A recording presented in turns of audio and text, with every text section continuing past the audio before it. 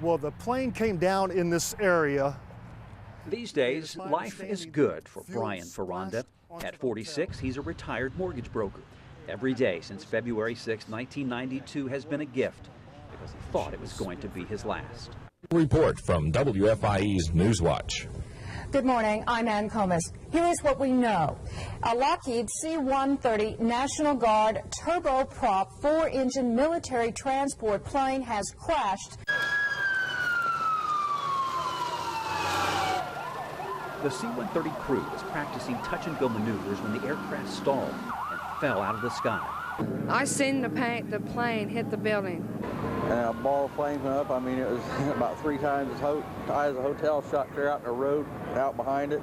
This was Brian Ferranda on that day. The fire department took forever to get here.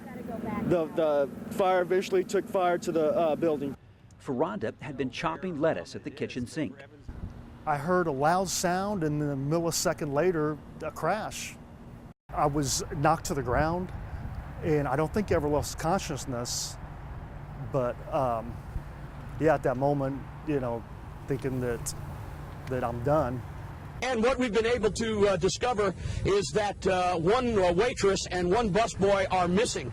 That waitress was Lynette Scott, the busboy, Matt Phipps. We were trapped. We couldn't dig them out. Brian and Matt were buddies. They played pickup basketball together and had been discussing the previous night's Duke, North Carolina game. After the crash, Brian vowed that he wouldn't leave the building without Matt, but it wasn't to be. You know, asking what's going on with Matt, and there was no response. The bandage he wore that day covered cuts to the back of his head.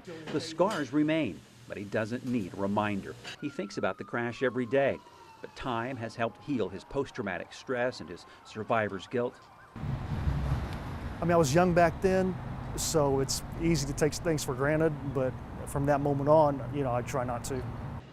Ferranda says he'll do on this February 6th what he does every February 6th.